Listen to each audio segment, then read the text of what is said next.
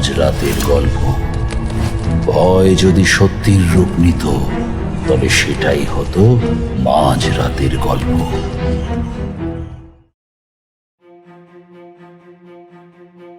নমস্কার শ্রোতা বন্ধুরা, আশা করি সবাই খুব ভালো আছো। মাঝরাতের গল্প চ্যানেলে আমি শুভম আবারও চলে এলাম তোমাদের জন্য তারনাথতান্ত্রিক ফ্যান ফিকশনের নতুন একটি গল্প নিয়ে। আজ তোমরা শুনতে চলেছ লেখিকা অঙ্কিতা ঘোষের কলমে তারনাথতান্ত্রিক ফ্যান ফিকশন তারনাথতান্ত্রিক ও শিউলির গলায় দড়ি।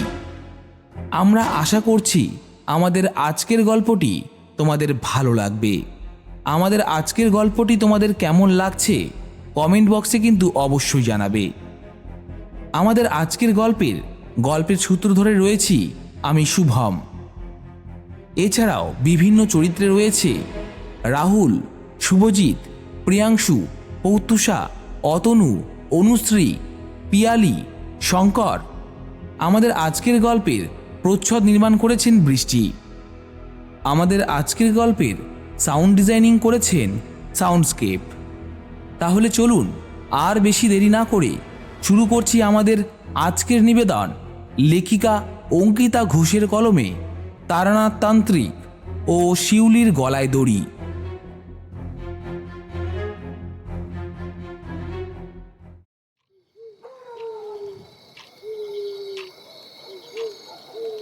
রাত 1:07 তখন। চারিদিক নিস্তব্ধ। রাতের গভীরতা যেন ঘন কুয়াশার মতো নেমে এসেছে শশাঙ্ক চন্দ্রের বাড়ির ওপর। বাতাসও যেন নিঃশব্দে থেমে আছে সেখানে। শুধু মাঝে মাঝে হাওয়ার মৃদু শোঁ শব্দ ভেসে আসছে চতুর্দিক থেকে। দূর থেকে একদল কুকুর চিৎকার করে ডেকে রাতের নিস্তব্ধতাকে ভঙ্গ করছে। চাঁদ তখন অবস্থান করছে মধ্য গগনে। চাঁদের ফ্যাকাশে আলোয় বাগানের চারিদিক খানিকটা উজ্জ্বল হয়ে উঠল। ঠিক সেই সময় শশাঙ্ক চন্দ্রের বাগানে বাতাসের স্রোত ভেদ করে ভেসে এলো এক মেয়েলি কণ্ঠস্বর। প্রথমে ক্ষীণ, দূর থেকে আসা যেন কারো অস্পষ্ট গুনগুনানি। ধীরে ধীরে তা স্পষ্ট হলো। এই গানের সুরে রয়েছে এক প্রকার বিষণ্ণতা। শোনো হে শোনো আমার গান, জুড়োয় নিজে আমার প্রাণ।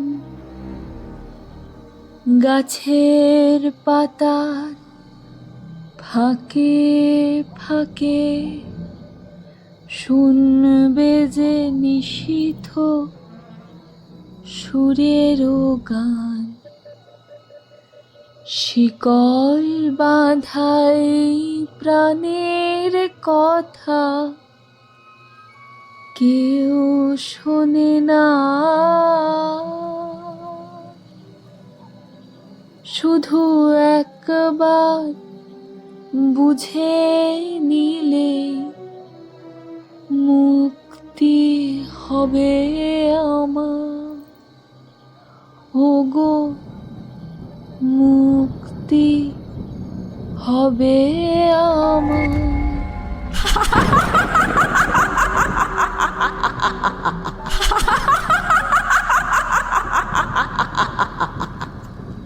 মৃদু মন্দ বাতাসে করুণ, বিষণ্ণ অথচ মোহময় সুর সম্পন্ন গানটা ভেসে বেড়াচ্ছে।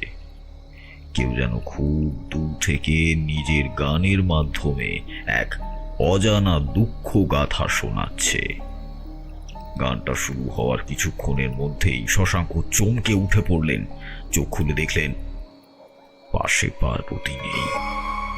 তার বুকের ভেতরটা ধক করে উঠল। অন্ধকার ঘরে চারিদিকে তাকালেন তিনি। শিউলির মৃত্যুর পর থেকে রোজই ঠিক এই সময়েই এই অদ্ভুত ব্যাপারটা ঘটছে। রাত গভীর হলে হঠাৎই এই গানটা নিজে নিজেই বাগানে ভেসে ওঠে।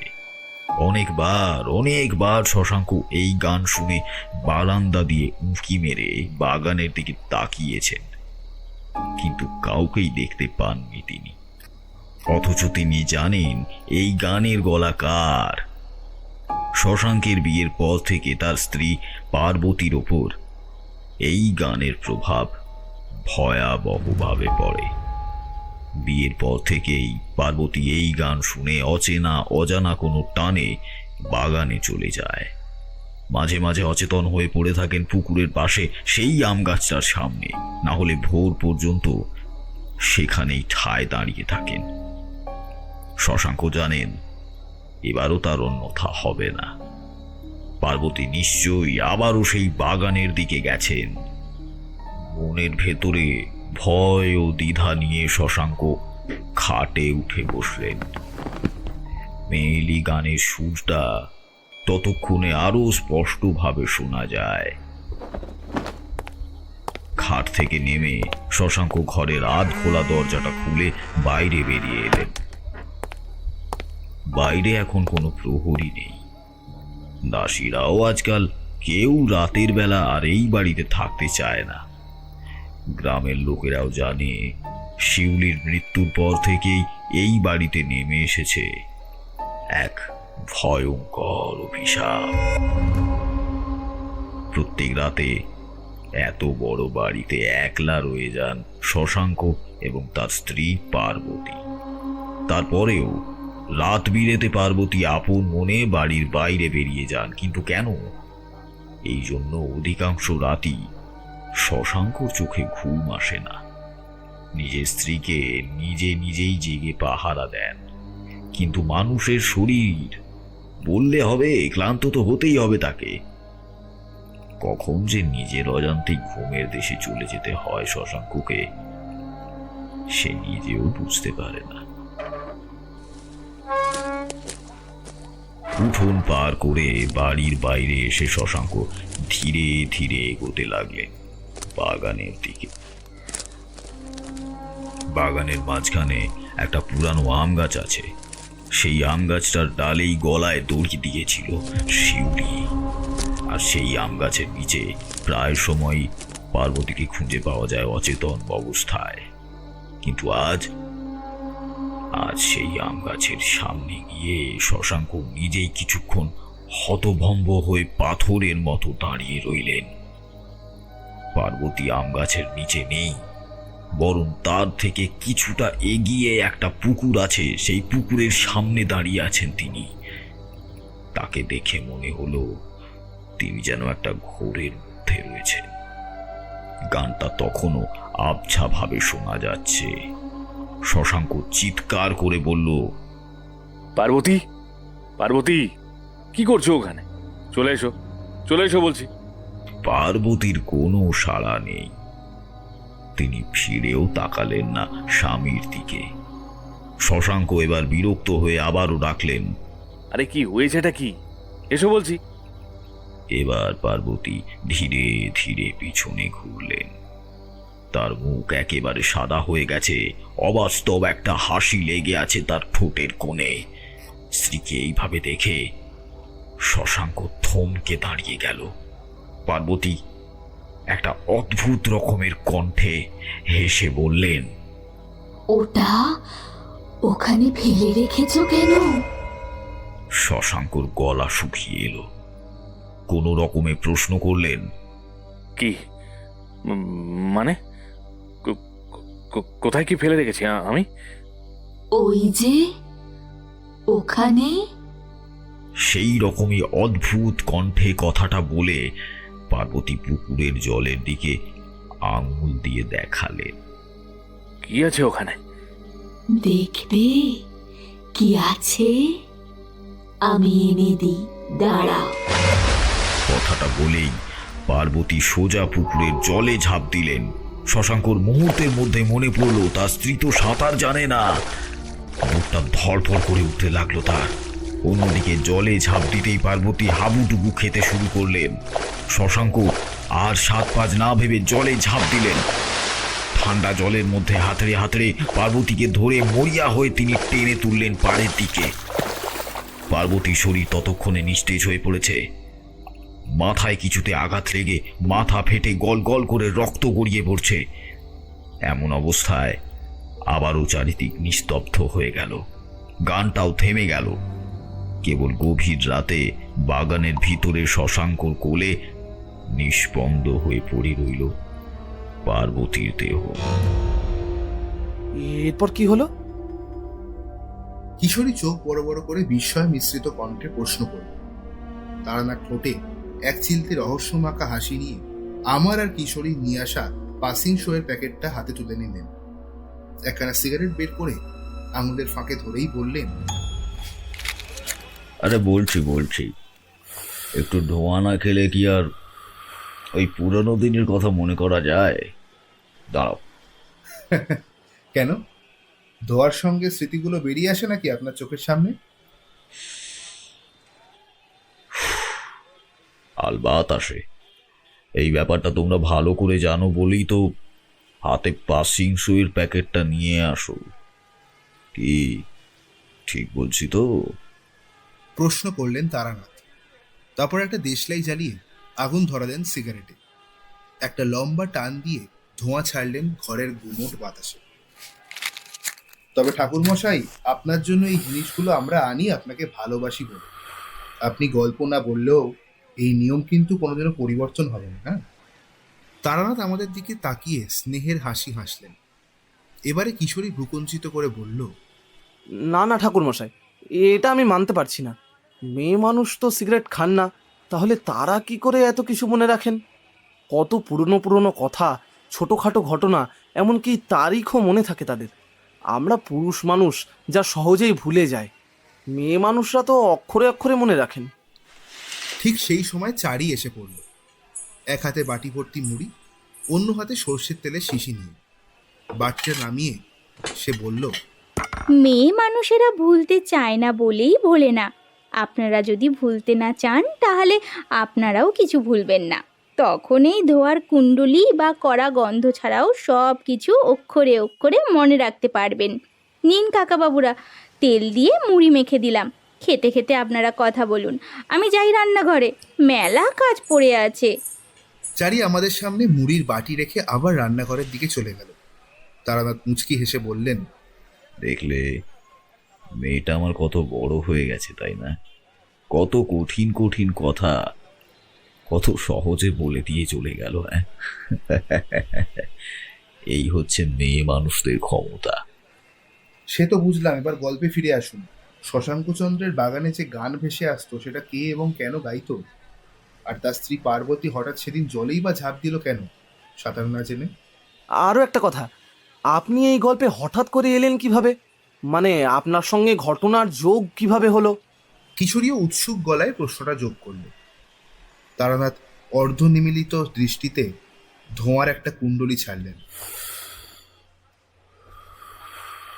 কিশোরী ও আমি দুজনেই চুপ করে তাকিয়ে রইলাম তার দিকে। ধীরে ধীরে তারানাথ বলতে শুরু করলেন, শশাঙ্ক ছিলেন ধনী ব্যবসায়ী। পাটের বড় ব্যবসা ছিল তার। সেই পাট গ্রামের গুদাম ঘর থেকে কলকাতা পর্যন্ত আসত। এই শশাঙ্কচন্দ্রের পূর্বপুরুষেরা ছিলেন মস্ত জমিদার।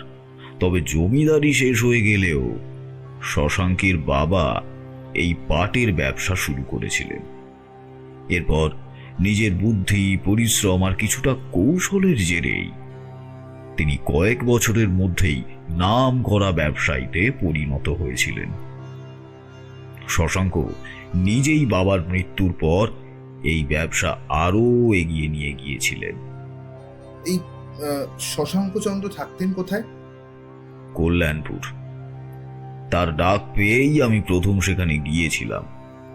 তখন আমি হাত দেখা, ভাগ্য গণনা করা ছাড়াও কোথাও ডাক পড়লে ভূত প্রেত তাড়াতেও যেতাম। টাকার দরকারে এরকম অনেক কাজ করেছি গো, তা তো তোমরা জানোই।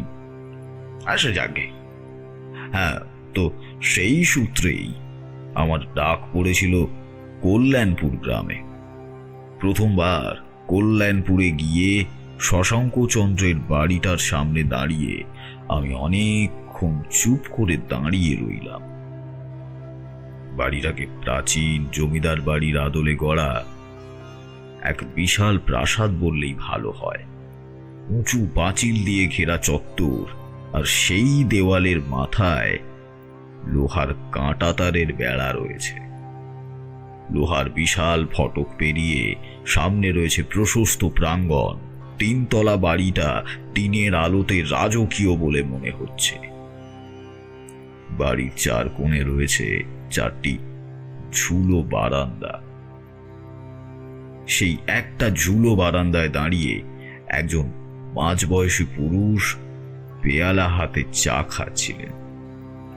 আমাকে দেখেই তিনি উত্তেজিত হয়ে বললেন, ঠাকুর মশাই নাকি? দাঁড়ান দাঁড়ান, আমি এখনই নিচে নামছি। কিছুক্ষণের মধ্যেই ঝুল বারান্দা থেকে নেমে এসে বাড়ির সদর খুলে তিনি বেরিয়ে এলেন। লম্বা চওড়া ফর্সা চেহারা, মাথার চুল কিঞ্চিত কম, পরনে পরিচ্ছন্ন ধুতি আর কুর্তা, উজ্জ্বল খয়েরি চোখ, কিন্তু মুখে রয়েছে এক ক্লান্তির ছাপ। তাকে দেখে বুঝতে একটুও অসুবিধা হলো না ইনি শশাঙ্কচন্দ্র। আমার কাছে এসে তিনি হাত জোড় করে প্রণাম করলেন, বললেন, প্রণাম ঠাকুর মশাই, আপনার নাম অনেক শুনেছি। আপনি আজ এখানে এসেছেন, এতেই আমি কৃতার্থ। আসুন আসুন আসুন, আমার সঙ্গে আসুন। বাড়ির ভেতরে ঢুকতেই প্রথমে চোখে পড়ল বিশাল এক ঠাকুর দালান। ঠাকুরের বিরাট বেদিটা দেখিয়ে শশাঙ্ক বললেন, এই গোটা কল্যাণপুর গ্রামে কেবল আমাদের বাড়িতেই দুর্গাপুজো হয়। কলকাতার কারিগর এসে এখানেই প্রতিমা তৈরির কাজ করেন। দুর্গাপুজোর সময় গ্রামবাসীরা বাড়ির এই অংশে সর্বক্ষণ যাতায়াত করে। পুজোর 5টা দিন এই গ্রামে কারো বাড়িতে উনুন জ্বলে না। 4 বেলার খাবার সব এখানেই খায় তারা। এই নিয়ম আমার ঠাকুরদার বাবা শুরু করেছিলেন, আর আজকেও আমি সেই রীতি ধরে রেখেছি। শশাঙ্কর সঙ্গে হাঁটতে হাঁটতে প্রশস্ত বারান্দা পেরিয়ে চওড়া উঠোনে এসে পড়লাম। চারপাশে উঁচু স্তম্ভ উঠে গেছে বাড়ির ছাদ পর্যন্ত।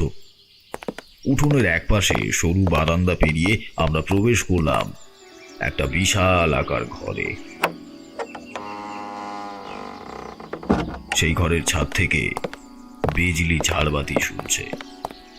ঝাড়বাতির কাঁচগুলো রীতিমতো ঝকঝক করছে, বোঝা যাচ্ছে এর নিয়মিত পরিচর্যা হয়।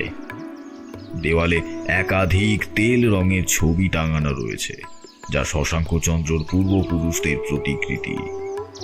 ঘরের এক কোণে আলমারি ভর্তি বই, অন্য কোণে কাঁচের আলমারিতে রূপোর থালা বাটি সাজানো রয়েছে। শশাঙ্কচন্দ্র আমাকে একটা আরাম কেদারায় বসতে বললেন। আমি বসা মাত্রই একজন দাসী এসে আমার সামনে টেবিলে রূপোর থালা ভর্তি মিষ্টি আর রূপোর গ্লাসে জল দিয়ে গেল। শশাঙ্কচন্দ্র হেসে বললেন, এইটুকু খেয়ে নিন ঠাকুর মশাই, অনেকটা রাস্তা এসেছেন, একটু বিশ্রাম নিন, তারপর বাকি সব কথা হবে।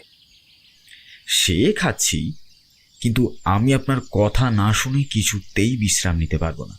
আপনার দেওয়ান আমার বাড়িতে গিয়ে সেইভাবে কিচ্ছু বললেন না, তবে ওনার কথায় আমি বুঝেছি যে আপনি মহা বিপদে পড়েছেন। বিপদ বলে বিপদ? কিভাবে যে এই বিপদের হাত থেকে মুক্তি পাবো জানি না। বাড়িতে কত পুজো করিয়েছি, ওঝা থেকে গণ্ডি কাটিয়েছি, হোম যজ্ঞ কিছুই বাদ রাখিনি, তবুও মুক্তি পাচ্ছি না। এখন আপনি ভরসা ঠাকুর মশাই। আমি জলের গ্লাসটা হাতে নিয়ে শশাঙ্কচন্দ্রর দিকে তাকিয়ে বললাম, কি হয়েছে একটু বলুন তো? এমন কি বিপদ এসছে আপনার জীবনে? শশাঙ্ক কিছুক্ষণ চুপ করে থাকলেন। তারপর একটু দ্বিধা ও অস্বস্তি লক্ষ্য করলাম তার মুখে। তারপর গভীর শ্বাস ফেলে তিনি ধীরে ধীরে বলতে লাগলেন। কথাটা এখনই বলছি ঠাকুর মশাই, তবে আজ যে অভিশাপ আমাদের এই বাড়িতে নেমে এসেছে সেটা বোঝাতে হলে এর আগের ঘটনাগুলোও বলতে হবে, না হলে বিষয়টা আপনি বুঝতে পারবেন না। বেশ, বলুন না, আমি তো আপনার কথা শুনতেই এসেছি। আপনার সমস্যা না জানলে আমি কাজ করব কি করে? শশাঙ্ক একবার জানালার বাইরে বাগানের আম গাছটার দিকে তাকালেন, তারপর গম্ভীর গলায় বলতে শুরু করলেন। আজ থেকে 10 বছর আগের কথা। আমাদের পাশের গ্রাম প্রভাতনগরের এক বড় ব্যবসায়ী ছিলেন রামরতন পাল। আমার বাবার বন্ধু গোত্রীয় মানুষ ছিলেন তিনি। তাই বাবা মারা যাওয়ার পর আমি মাঝে মাঝেই তার বাড়ি যেতাম। তখন সবে নিজে ব্যবসার হাল ধরেছি, উপযুক্ত পরামর্শের জন্যই মাঝে মাঝে কাকাবাবুর দ্বারস্থ হয়েছি। সেই রকমই একদিনের কথা। আমি যেতেই কাকাবাবু বললেন, আরে শশী এলে যে, এসো এসো। আমি তোমার কথাই ভাবছিলাম। আমার কথা ভাবছিলেন কেন সেটা জানতে পারি কি? হ্যাঁ, একটা দরকার তো আছেই। তা তোমার বয়স তো নেহাত কম হলো না, ব্যবসাপাতিও ভালোই সামলে নিয়েছো। আমার জায়গায় এখন তোমার বাবা থাকলেও এই একটি বিষয় নিয়েই তোমার সঙ্গে কথা বলতেন। সে তো বুঝলাম, কিন্তু কথাটা কি? কাকাবাবুর কপালে চিন্তার ভাঁজ খেলে গেল। তিনি বললেন, ভাবছি তোমায় এই কথাটা বললে তোমার খারাপ লাগবে কিনা। ভাবতেই পারো আমি তোমার জীবনের নিজস্ব সিদ্ধান্ত নিয়ে অনধিকার চর্চা করছি। আমি কাকাবাবুর হাতটা ধরে বললাম, আপনি আমায় নির্দ্বিধায় বলতে পারেন কাকাবাবু। আমার চোখে আপনি আর আমার বাবা দুজনেই সমান। আমার একমাত্র মেয়ে শিউলি। আমার মেয়ে বলে বলছি না, ও রূপে গুণে অদ্বিতীয়া। এতদিন ও ওর মামার বাড়িতেই বড় হয়েছে, কিন্তু এখন ওর বিয়ের বয়স হওয়াতে ওর মামা ওকে এখানে পাঠিয়ে দিয়েছে। তারা চায় এবারে আমি শিউলির বিয়ের ব্যবস্থা করি। সে কথা আমিও অনেকদিন ভেবেছি, কিন্তু ভালো পাত্র খুঁজে পাইনি। বুঝতেই তো পারছো, মা মরা মেয়ে, আমার সবেধন নীলমণি ওই একজনই। যার তার হাতে তো ওকে তুলে দিতে পারি না। তাই ভাবছিলাম, মানে যদি তুমি রাজি হও। না না, মানে মানে জোর করছি না, তুমি একটু ভেবে নাও। দরকার হলে আজ আমার মেয়েটিকে একবার দেখে যাও। যদি তারপরও তোমার মত থাকে তাহলে নয় এই বিষয়ে এগোনো যাবে। হ্যাঁ, আমি কাকাবাবুর কথা মতো একবার শিউলির সঙ্গে দেখা করলাম। অপূর্ব দেখতে ছিল ওকে, বেশি কথা বলল না, তবে যতটুকু বলল ততটুকু শুনেই বুঝলাম মেয়েটার স্বভাব ভীষণ নরম। শিউলিকে অপছন্দ করার কোনো কারণ ছিল না, তাই আমিও বিয়ের জন্য রাজি হয়ে গেলাম। খুব ধুমধাম করে আমাদের বিয়ে হলো। বিয়ের পর প্রথম সব ঠিক ছিল জানেন, কিন্তু ক্রমেই আমি টের পেলাম শিউলির মাথায় কিছু গন্ডগোল ছিল। এত সুখ, স্বাচ্ছন্দ্য, আদর, যত্ন, ভালোবাসার পরও মেয়েটাকে সুখী করা যেত না। ঝগড়াঝাঁটি করতো না, শুধু মন খারাপ করে বসে থাকতো। ওর জীবনে নাকি অনেক দুঃখ, কিন্তু সেই দুঃখের কথা জিজ্ঞাসা করলে ও কিছুই বলতে পারতো না। সারাক্ষণ চোখে জল ফেলতো আর গান করত। হ্যাঁ ঠাকুর মশাই, ওরকম গানের গলা আমি কোনোদিনও শুনিনি। গুণের মধ্যে ওই একটা গুণই ছিল ওর, যার জন্য ওর সব দোষ এড়ানো যেত। কিন্তু দিনের পর দিন ওর আচরণ পাল্টাতে লাগলো। অকারণে কান্নার জন্য ওর সঙ্গে থাকতে আমার অসহ্য লাগতো। কিছু জিজ্ঞাসা করলেই শিউলি বলতো, আমার খুব কষ্ট হচ্ছে গো, বুকের ভেতরটা ফেটে যাচ্ছে এই অসহ্য কষ্টে। আরে বাবা, কিন্তু সেই কষ্টটা কি সেটা তো আমাকে বলতে হবে। কে জানে। উফ, আর পারছি না গো, খুব কষ্ট হচ্ছে আমার, খুব কান্না পাচ্ছে। আমি বারবার ওকে বোঝানোর চেষ্টা করেছি ঠাকুরমশাই, কিন্তু ওর সেই একটাই কথা। ওগো, আমায় এই ভীষণ কষ্ট থেকে মুক্তি দাও। কাকাবাবুর সঙ্গে এই বিষয় নিয়ে কথা বলতে যেতেই তিনি গা ঝেড়ে ফেলতে চাইতেন। উপরন্তু আমায় দোষ দিয়ে বললেন হয়তো আমি শিউলির ওপর কোনো অত্যাচার করেছি, তাই ও এমন করে। বাধ্য হয়ে আমি শিউলিকে ওর চিকিৎসার জন্য শহরে নিয়ে গেলাম। ভালো ডাক্তারও দেখালাম। ডাক্তার পরীক্ষা করে বললেন শরীরের কোনো অসুখ ওর নেই, কিন্তু মনের অসুখ আছে। এই বিষণ্ণতা না কাটলে ধীরে ধীরে ও আরো ভেঙে পড়বে। বিশ্বাস করুন ঠাকুর মশাই, 8 বছর আমি ওইভাবেই শিউলির সঙ্গে কাটিয়েছি। এক একটা দিন দুঃস্বপ্নের মতো কেটেছে আমার। কিন্তু হঠাৎ একদিন শিউলির পাগলামি আরো এক স্তর এগিয়ে গেল। একদিন দুপুরবেলা ঘরে বসে বসে ফল কাটতে কাটতে ও ছুরিটা নিয়ে নিজের হাতের শিরা কেটে দিল। ভাগ্যিস আমি তখন ওর সামনেই বসেছিলাম। সঙ্গে সঙ্গে ওর রক্তাক্ত হাতটা ধরে পড়লাম, এ তুমি কি করলে শিউলি? শিউলি পাগলের মতো হেসে উঠল। আমি এবারে শান্তি পাবো, এই দুঃখের হাত থেকে আমি মুক্তি পাবো। মরে যাব আমি, মরে যাব, হ্যাঁ আমি মরে যাব। কোনো রকমে ওকে বাঁচানো গেল। ওর জ্ঞান ফিরতেই ও হাউ হাউ করে কেঁদে উঠল। আমি বেঁচে আছি, হে ঈশ্বর, এই যন্ত্রণার হাত থেকে কি কোনোদিন আমি মুক্তি পাবো না?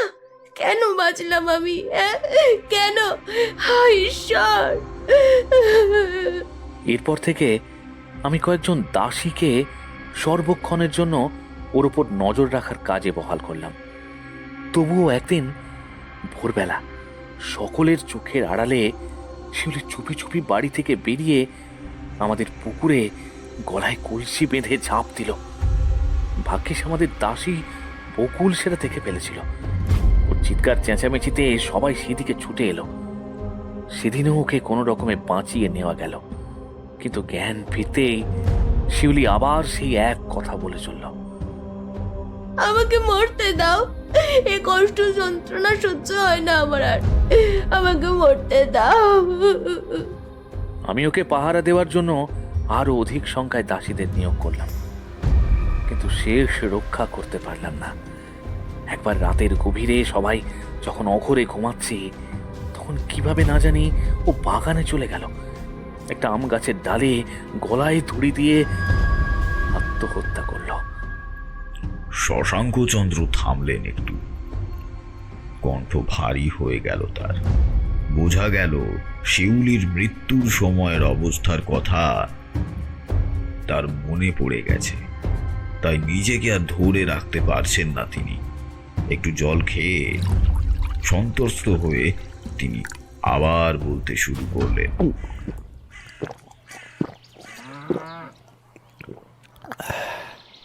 সেই রাতটাই আমার জীবনের মোড় ঘুরিয়ে দিল।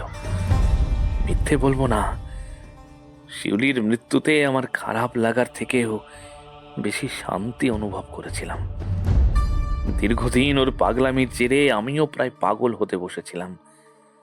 ও চলে যেতে ভাবলাম এবার হয়তো আমি শান্তিতে থাকতে পারবো। কিন্তু যেদিন শিউলি প্রাণ দিল, তার পরদিন থেকে ভয়ঙ্কর একটা ব্যাপার শুরু হলো। রাতে ঠিক যেই সময় শিউলি প্রাণ দিয়েছিল, সেই একই সময় বাগানের ওই আম গাছের থেকে ভেসে এলো একটি গান। সেই গানের গলা অবিকল শিউলির মতো। আমি হলপ করে বলতে পারি ঠাকুর মশাই, ওই গলাটা শিউলির ছিল। প্রথম মনে হলো হয়তো এই বিষয়টা পুরোপুরি আমার মনের ভ্রম, কিন্তু পরে নিশ্চিত হলাম আমি ছাড়াও সবাই ওই গান শুনতে পায়। সবাই বলল শিউলির আত্মা এখনো শান্তি পায়নি, তাই এই ঘটনা ঘটছে। আমি সঙ্গে সঙ্গে ওর নামে একটা পুজো করালাম এই বাড়িতেই। ওর আত্মার শান্তির জন্য যজ্ঞও করালাম। তান্ত্রিক ওঝা ডেকে বাড়ি বাঁধন দিলাম, কিন্তু কোনো ফল হলো না। প্রতি রাতেই অদৃশ্য শিউলি সেই একই সময় গানটা গায়। গ্রাম জুড়ে এই খবর দাবানলের মতো ছড়িয়ে গেল। সবাই আমার বাড়ির চত্বর এড়িয়ে চলতে লাগলো। দাসী চাকররাও রাতে থাকতে চাইল না। আশ্চর্য ব্যাপার এই যে দিনের বেলা বা অন্য কোনো সময় শিউলির আত্মার কোনো উপস্থিতি চিহ্ন পাওয়া যেত না। কেবল রাতের বেলা কিছু সময় বাগানে ওর গান শোনা যেত। তাই আমিও আস্তে আস্তে বিষয়টা নিয়ে মাথা ঘামানো বন্ধ করে দিলাম। কয়েক মাস আগে ব্যবসার কাজে আমি বিষ্ণুপুর গিয়েছিলাম। ওখানেই আমার সঙ্গে পরিচয় হলো পার্বতীর। শান্ত, ভদ্র, কোমল স্বভাবের মেয়ে। আমি তাকে বিয়ে করে বাড়িতে আনলাম। তবে বিয়ের আগেই আমার অতীতের সমস্ত কথা এবং শিউলির মৃত্যুর পর থেকে যা যা হচ্ছিল সেই সব ঘটনা ওকে খুলে বললাম। ও প্রথমে হেসে উড়িয়ে দিয়েছিল, তবে শেষের দিকে ও সবকিছু মেনে নিয়েই আমাকে বিয়ে করতে রাজি হলো। বিয়ের কিছুদিন পর যেদিন আমরা এই বাড়িতে এলাম, সেদিন রাতেই শিউলির গান ওর কানে পৌঁছলো। তাড়াতাড়ি বারান্দায় বেরিয়ে ও বাগানের দিকে তাকিয়ে দেখলো, কিন্তু কাউকে দেখতে পেল না। আমি ওকে বললাম, শোনো পার্বতী, গান হবেই, সেটা আমরা কেউ আটকাতে পারবো না। শিউলির আত্মা মুক্তি না পাওয়া পর্যন্ত এই গান এই সময় হয়েই যাবে। ও কোনো ক্ষতি করে না বটে, কিন্তু তুমি আঁক বাড়িয়ে কোনো দিন রাত্রিবেলায় বাগানে যেও না, কিন্তু প্রেতাত্মাকে ঘাটানো উচিত না, মনে থাকবে তো? পার্বতী নিঃশব্দে মাথা নাড়ল, কিন্তু শিউলির গানের প্রভাব পার্বতীর উপর মারাত্মক হয়ে উঠল। প্রত্যেক রাতে গান হলেই পার্বতী মন্ত্রমুগ্ধের মতো ছেড়ে দিয়ে নেমে যায়। উঠোন পেরিয়ে বাড়ি থেকে বাইরে বেরিয়ে যায়। সরাসরি সেই আম গাছের সামনে গিয়ে দাঁড়ায় সে। কখনো ঘন্টার পর ঘন্টা দাঁড়িয়ে থাকে, কখনো বা অচেতন হয়ে হঠাৎ মাটিতে লুটিয়ে পড়ে। আমি প্রাণপণ চেষ্টা করি যাতে রাতে ওকে বাগানে যাওয়া থেকে আটকানো যায়, কিন্তু একটু অন্যমনস্ক হলেই দেখি পার্বতীর কানে ওই গানের শব্দ আসা মাত্রই ও নিজে নিজেই এগিয়ে যায় বাগানের দিকে। তখন ওকে দেখে মনে হয় ও যেন অদৃশ্য কারো ইশারায় চলা এক অতি সামান্য পুতুল। কিন্তু সেদিন সবচেয়ে ভয়ঙ্কর ব্যাপারটা ঘটল। আজ থেকে 1 সপ্তাহ আগে এক রাতে আমি ক্লান্ত হয়ে ঘুমিয়ে পড়েছিলাম।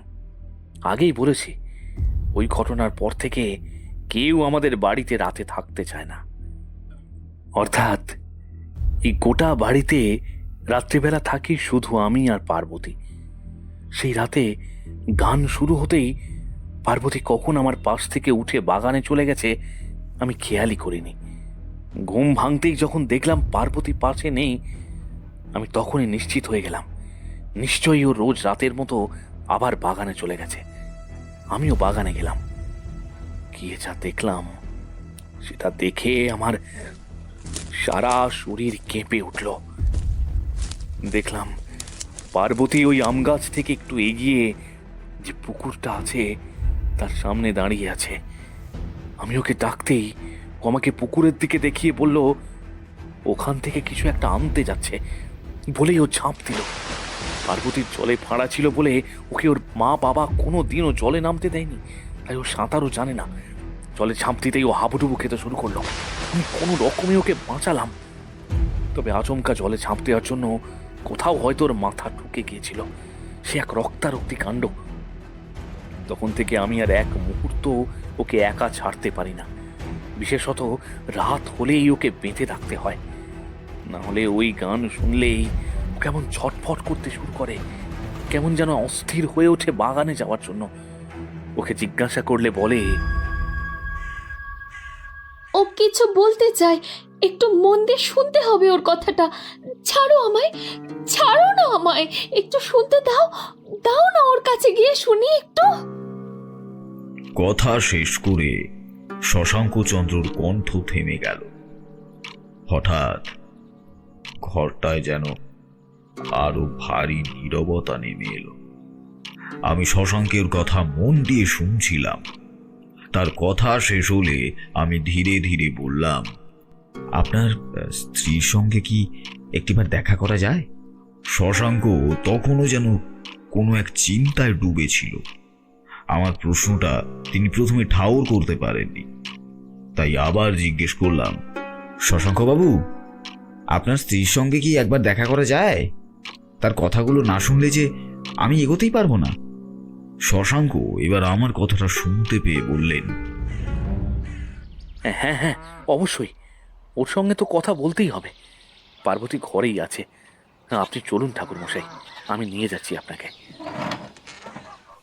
আমরা বৈঠকখানার ঘর থেকে বেরিয়ে দোতলার ঘরের দিকে গেলাম। সাদা পাথর বাঁধানো প্রশস্ত সিঁড়ি দিয়ে দোতলায় উঠলাম।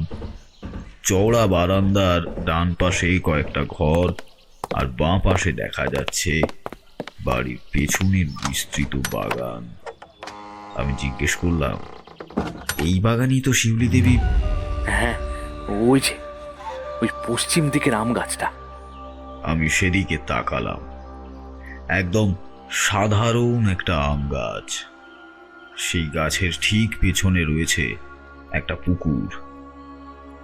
বিকেল ধীরে ধীরে পড়ছে। আকাশে সূর্যের আলোর উপস্থিতি কম হয়ে এসেছে। দাসীরা দেওয়ালে ঝোলানো বাতিগুলোকে এক এক করে আলো জ্বালিয়ে দিচ্ছে। বারান্দার শেষ প্রান্তে এসে শশাঙ্ক থামলেন একটা বিশাল ঘরের সামনে। আপনি একটু পার্বতী দেবীর সাথে কথা বলে নিন, তারপর আমি যাব, কেমন? বেশ ঠাকুরমশাই, আমি একটু আসছি। শশাঙ্ক দরজাটা আলতো করে ঠেলে ভেতরে ঢুকলেন। কয়েক মুহূর্ত পরে তিনি আমায় ডাকলেন, আসুন ঠাকুরমশাই। ঘরে প্রবেশ করলাম আমি। ঘরটা বিশাল আকার, মাঝখানে একটা বিশাল পালঙ্ক। সেই পালঙ্কেই বসে আছেন একজন মহিলা, তাও মাথায় ঘোমটা টানা রয়েছে। তার কপালে সাম্প্রতিক আঘাতের চিহ্ন হিসেবে একটা সাদা কাপড় বাঁধা আছে। আমায় দেখেই তিনি হাত জোড় করে প্রণাম করে বললেন, নমস্কার ঠাকুরমশাই। আমার শরীরটা বেজায় খারাপ, তাই উঠে দাঁড়িয়ে আপনাকে অভ্যর্থনা জানাতে পারছি না, মাফ করবেন আমায়। ওই পার্বতী আমার স্ত্রী। কয়েকদিন আগে ওর মাথায় আঘাত লেগেছিল, তখন থেকেই ও খুব দুর্বল হয়ে পড়েছে। ডাক্তার বলেছেন এখন কয়েকদিন সম্পূর্ণ বিশ্রামে থাকতে হবে। অনেকদিন তো হলো, দুর্বলতা একেবারেই কাটেনি। আঘাতটা বেশ জোরেই লেগেছে। না না মা, ওসব ভাববেন না, আপনি বসে বসেই কথা বলুন। তা মা, আপনার এই আঘাতটা কিভাবে লাগলো সেটা কি আপনার মনে আছে? পার্বতী কিছুক্ষণ চুপ করে রইলেন। মাথা নিচু করে মনে মনে বললেন, হ্যাঁ, মনে আছে। আপনি কি সত্যি সত্যি আত্মহত্যা করতে গিয়েছিলেন? পার্বতী এক মুহূর্তের জন্য স্বামীর দিকে তাকালেন। চোখে যেন একটা অসহায় ভাব ফুটে উঠল তার। তারপর মাথা আরো হেট করে চুপ করে বসে রইলেন। আমি শশাঙ্ককে ইশারা করলাম। তিনি নিমেষেই বুঝে গেলেন আমি তাকে একটু বাইরে যেতে বলছি। পার্বতী, তুমি মন খুলে ঠাকুর মশাইকে সমস্ত ব্যাপারটা বলো। আমি বাইরে আছি, কেমন? শশাঙ্ক ঘর থেকে বেরিয়ে গেলেন। বারান্দায় তার পায়ের শব্দ মিলিয়ে যেতেই আমি আবার পার্বতীর দিকে ফিরে শান্ত গলায় বললাম, এবারে বলুন মা, আমার কাছে আপনাকে কিচ্ছু লুকোতে হবে না। আপনি এতদিনে যা যা অনুভব করেছেন, যেমনটা আপনার সঙ্গে ঘটেছে, সেই সব আমায় খুলে বলুন। আমি আপনাকে অবিশ্বাস করব না মা। এবার পার্বতীরও গলা ভেঙে এলো। তিনি কেঁদে ফেললেন, তারপর ভিজে গলায় বললেন, বিশ্বাস করুন ঠাকুরমশাই, আমি আমি কিছুই জানি না। ওই গানটা শুনলেই আমার বুকের ভেতরটা হু হু করে ওঠে। অজান্তেই আমি যেন ভেসে যাই সেই গানটার টানে। আমি একটু ঝুঁকে বসে বললাম, ওই গান মানে? রোজ একই গান শোনা যায় নাকি?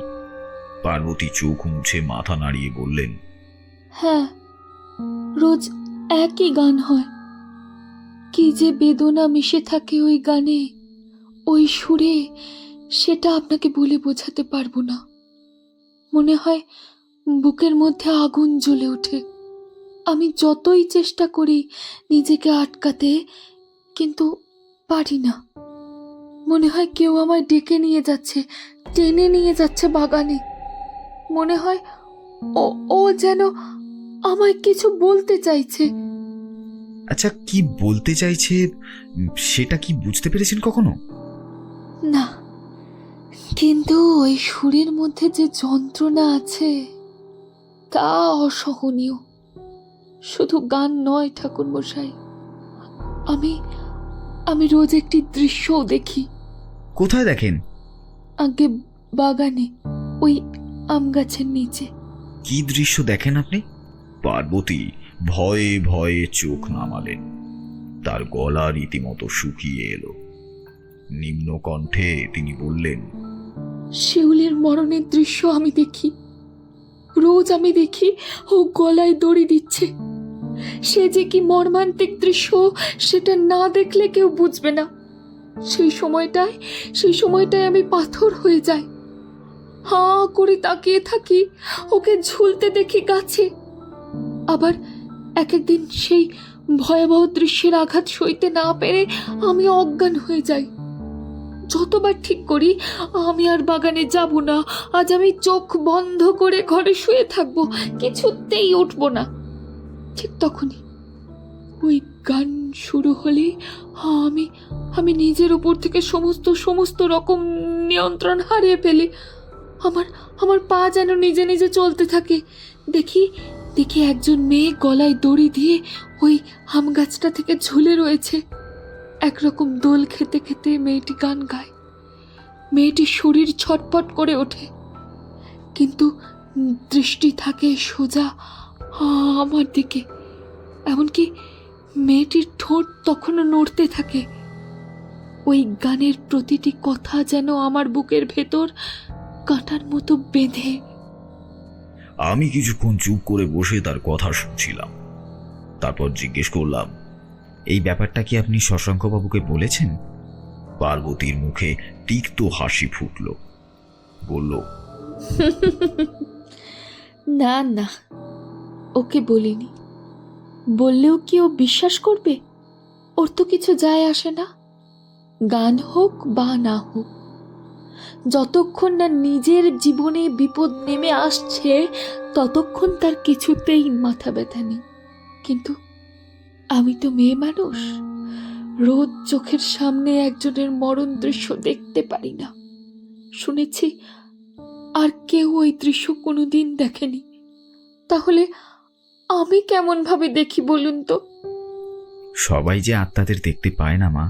আত্মারা সবার সঙ্গে যোগাযোগ স্থাপন করতে পারে না। কিন্তু একটা কথা বলুন তো, আপনি সেদিন জলে ঝাঁপ দিতে গেলেন কেন? আমি নিজেও জানি না ঠাকুরমশাই, সেদিন আমি কি করেছি, কখন করেছি, কেন করেছি, সেসব আমার কিচ্ছু মনে নেই, কিচ্ছু না। এবারে তিনি মুখটা আঁচলে ঢেকে কাঁদতে কাঁদতে বললেন, সেই ঘটনার পর থেকে আমার স্বামী আমায় রাত্রে গরু ছাগলের মতো বেঁধে রাখে। ভাবুন তো ঠাকুরমশাই, একজন স্ত্রীর পক্ষে এর থেকে অপমানজনক আর কিছু হতে পারে? আমি জানি ওর দোষ নেই, ও আমায় বাঁচাতে চায়। তবুও আমার বুকটা যে ফেটে যায়। আমি মুক্তি চাই। আর এটুকু আমি বুঝতে পারছি, ওই শিউলির মুক্তি না হলে আমিও আর বাঁচবো না। নয় এভাবেই আমাকে সারা রাত বেঁধে রাখতে হবে, আর না হলে আমিও কোনোদিন শিউলির মতো কিছু করে ফেলবো হয়তো।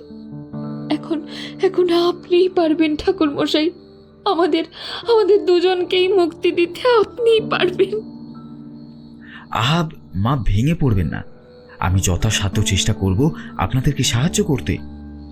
তবে আপনার কাছ থেকে আমার একটুখানি সাহায্য লাগবে। বলুন, আমি কি সাহায্য করতে পারি? শিউলি যে গানটা গায়, সেটার কথাগুলো কি আপনার মনে আছে? হ্যাঁ, মনে আছে, কবিতার মতো করে মনে রেখেছি। দয়া করে একটু বলবেন?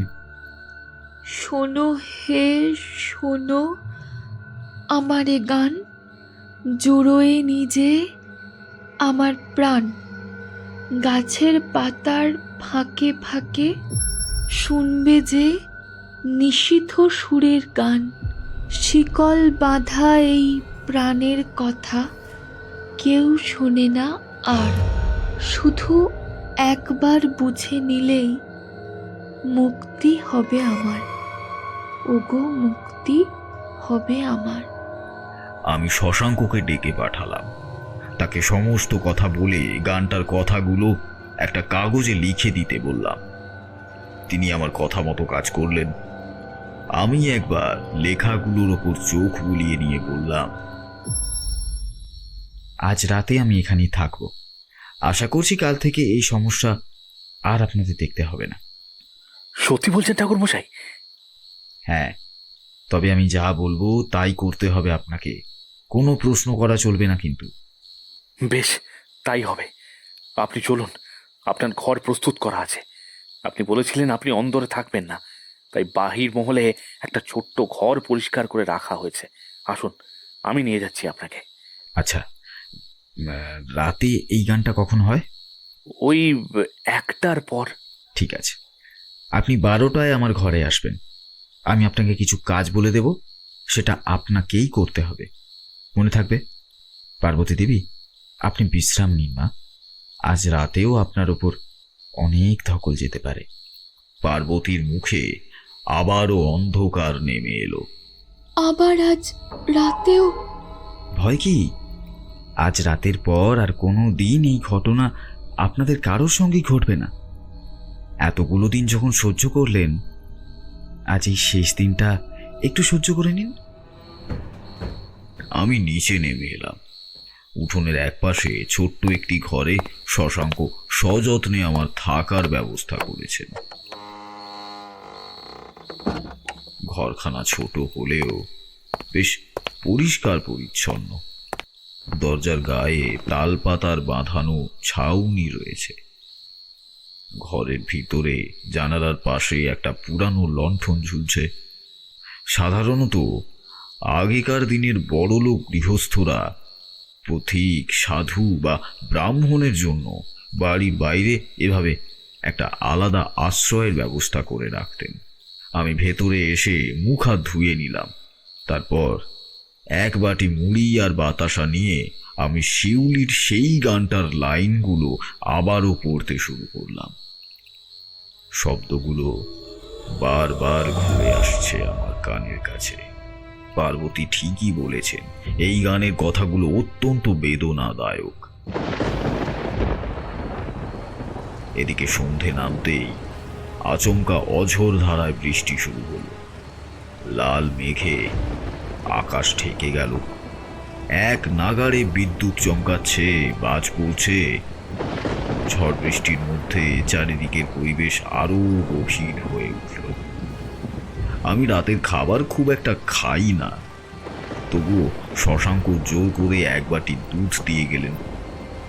খাওয়া দাওয়া সেরে আমি জানালার ধারে এসে বাইরের বৃষ্টির ঝাপটা দেখতে লাগলাম।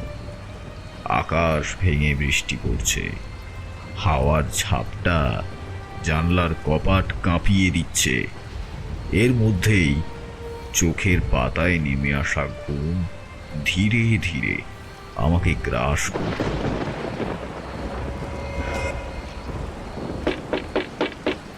কতক্ষণ ঘুমিয়েছিলাম জানি না, হঠাৎ ঘরের দরজায় ঠুক ঠুক শব্দে আমার ঘুম ভাঙল। চমকে উঠলাম। বাইরে তখনও ঝমঝমিয়ে বৃষ্টি পড়ছে। তাড়াতাড়ি উঠে দরজা খুলতেই দেখি সামনে দাঁড়িয়ে আছেন শশাঙ্ক। চোখে মুখে উৎকণ্ঠা লেগে আছে তার। আমাকে দেখে সে নিচু গলায় বলল, আপনি বলেছিলেন ঠিক 12টায় আসতে, এখন বলুন আমায় কি করতে হবে? আসুন আসুন, ভিতরে আসুন, আমি সব বুঝিয়ে দিচ্ছি। শশাঙ্ক ভিজে জামা ঝাড়তে ঝাড়তে ভেতরে এলেন।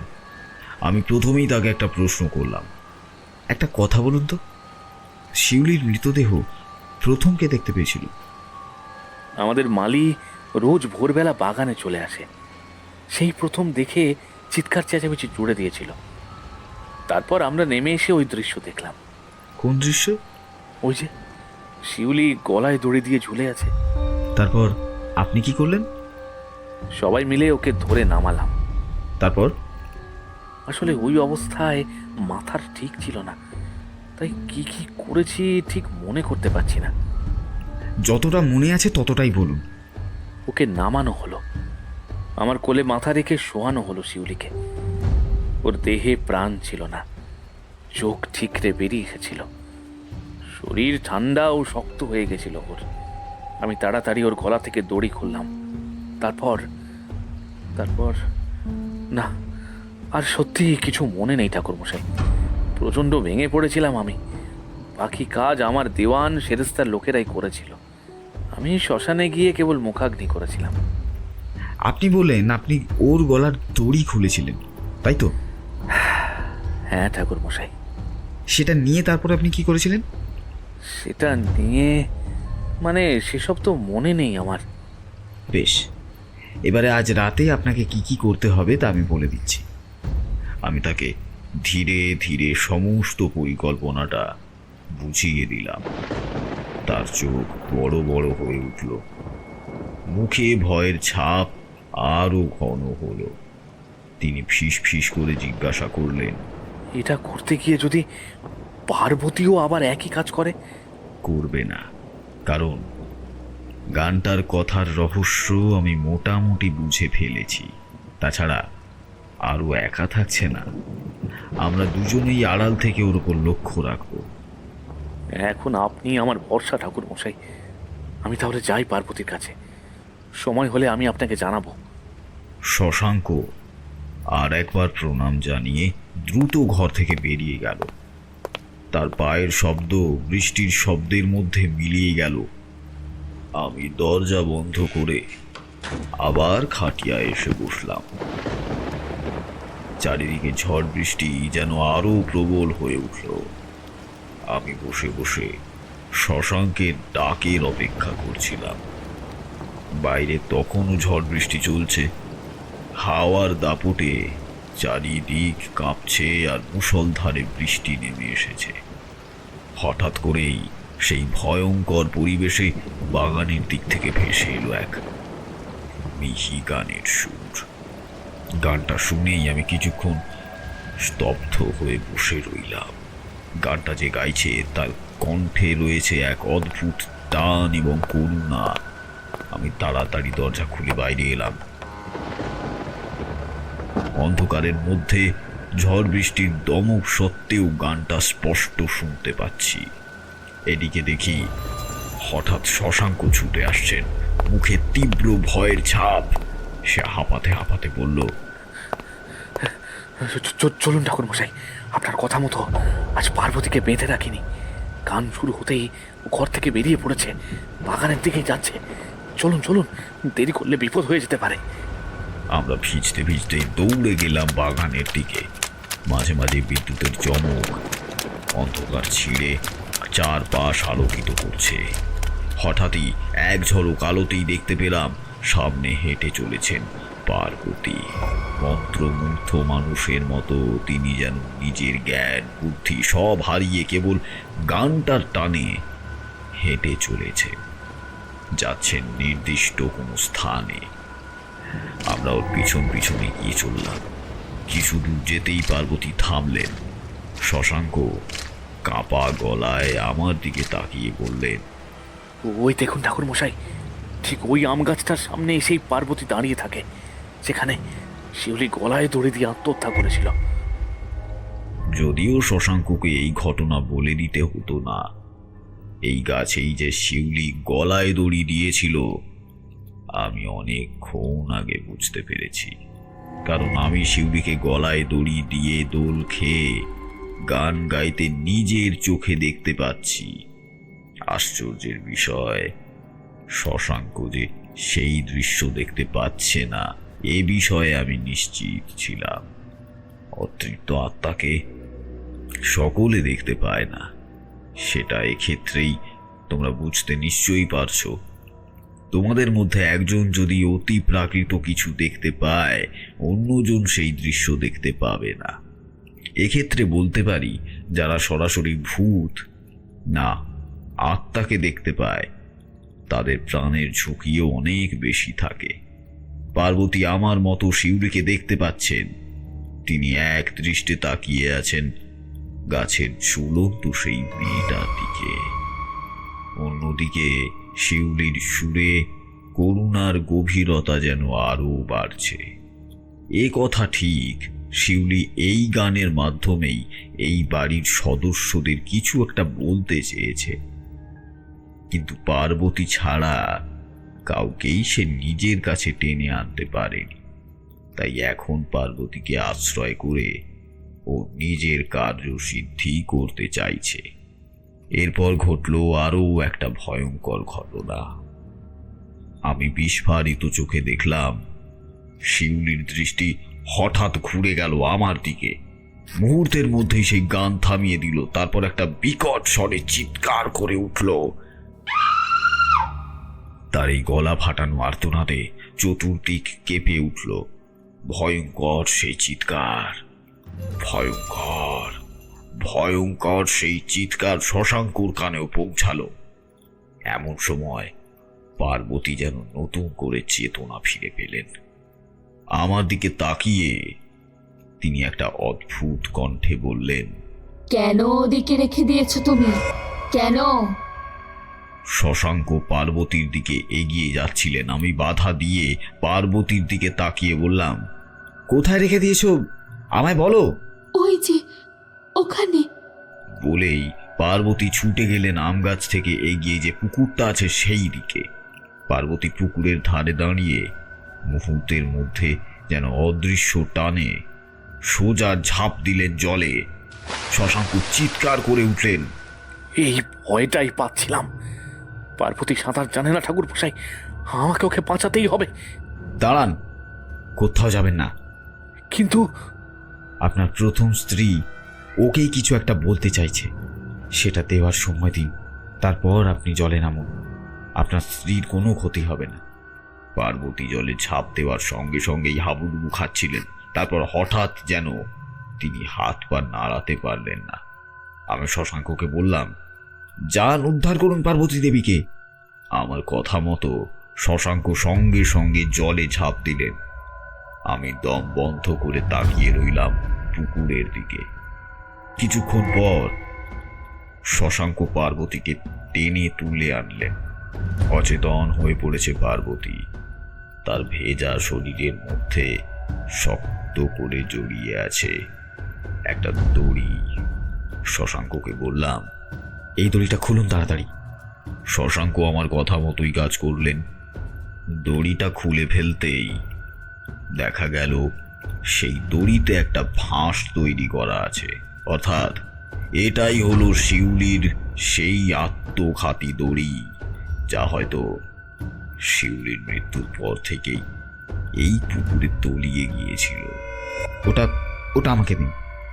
শশাঙ্ক দড়িটা আমার হাতে দিলেন আর পার্বতীকে বাঁচানোর জন্য দ্রুত বাড়ির দিকে ছুটলেন। আমি একবার আম গাছটার দিকে তাকালাম। এবার সেখানে কেউ নেই। চারপাশে কেবলই ঝড় বৃষ্টি, শিউলির গানও একেবারে থেমে গেছে। বাড়ি ফিরে পার্বতীর জ্ঞান ফিরতেই আমি শান্ত গলায় শশাঙ্ককে বললাম, আত্মহত্যা করার সময় যে দড়ি শিউলি ব্যবহার করেছিল সেটা আপনি অসাবধানতায় হয়তো ওই পুকুরে ফেলে দিয়েছিলেন। তাই আপনার প্রথম স্ত্রী আজও মুক্তি পায়নি।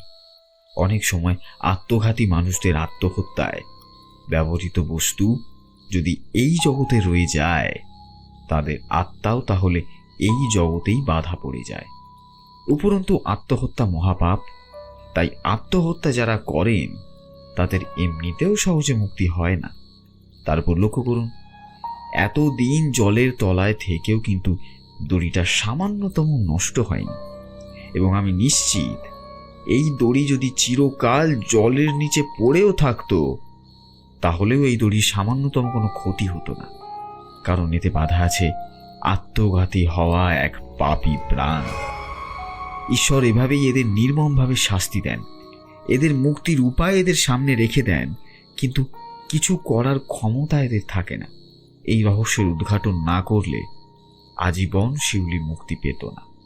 দেখুন, এই সেই দড়ি। পার্বতী ঠিকই বুঝেছিলেন, শিউলি নিজের গান দিয়ে বোঝাতে চেয়েছিল যে তার মুক্তি চাই। মনে করুন ওর গানের কথাগুলো। শোনো হে শোনো আমার এ গান, জুড়োই নিজে আমার প্রাণ। অর্থাৎ এই গানের মাধ্যমেই ও বলতে চেয়েছে যে ওর প্রাণ কিংবা ওর আত্মা এখনো মুক্তি পায়নি। গাছের পাতার ফাঁকে ফাঁকে শুনবে যে নিশীথ সুরের গান, শিকল বাঁধা এই প্রাণের কথা কেউ শোনে না আর।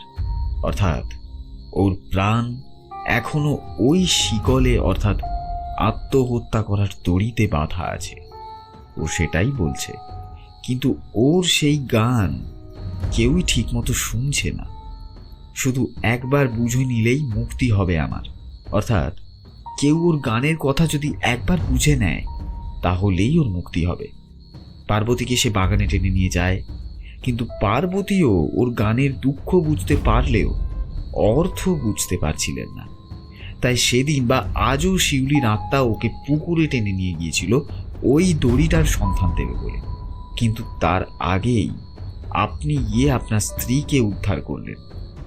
তাই আজও শিউলি সেই একই কাজ করল এবং সন্ধান দিল ওই দড়ির। কিন্তু পার্বতী কেন, আমি নই কেন? কারণটা আমি পার্বতী দেবীকে বলেছিলাম, আত্মা সবাইকে নিয়ন্ত্রণ করতে পারে না। তাই আপনি বা অন্য কেউ ওই গান শুনলেও ওদিকে যান। কিন্তু পার্বতী দেবী ওই গান শুনে সর্বদা একটা টান অনুভব করেছেন, তাই তিনি নিজের অজান্তেই বারবার সেখানে ছুটে গেছেন। তাহলে তাহলে এবার আমরা কি করব ঠাকুর মশাই? এই দড়িটাকে অগ্নিতে সমর্পণ করতে হবে।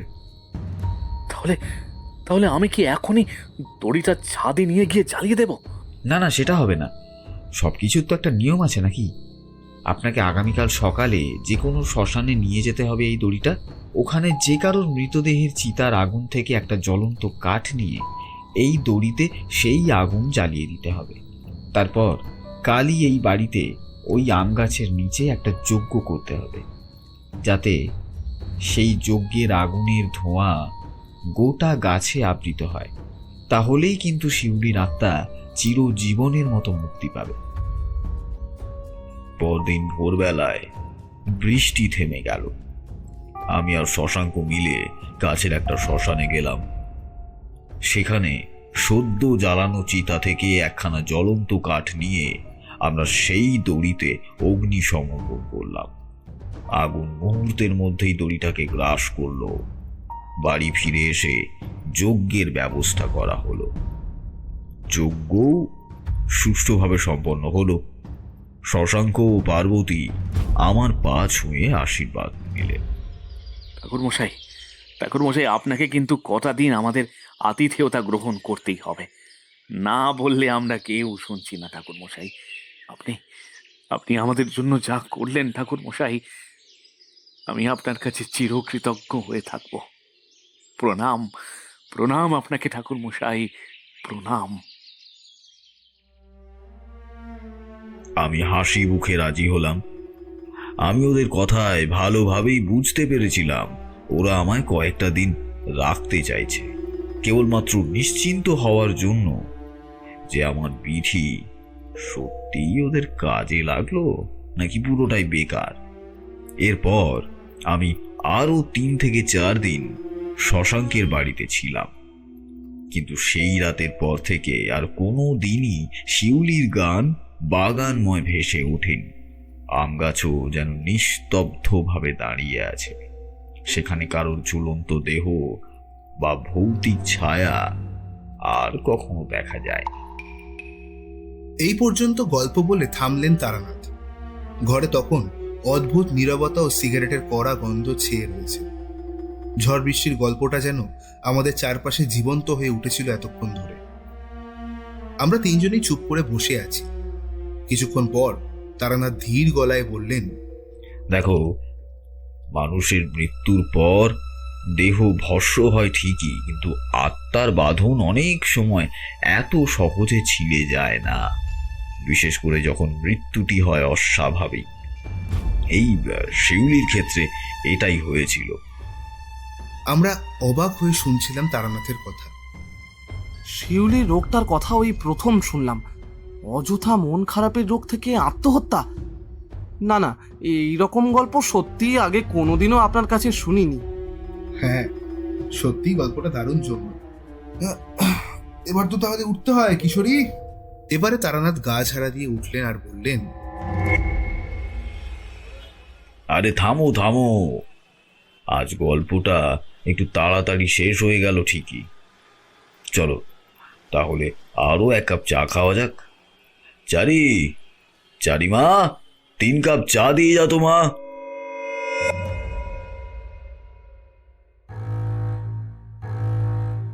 আপনারা এতক্ষণ শুনছিলেন লেখিকা অঙ্কিতা ঘোষের কলমে তারানাথ তান্ত্রিক ও শিউলির গলায় দড়ি। আমরা আশা করছি আমাদের আজকের গল্পটি আপনাদের ভালো লেগেছে।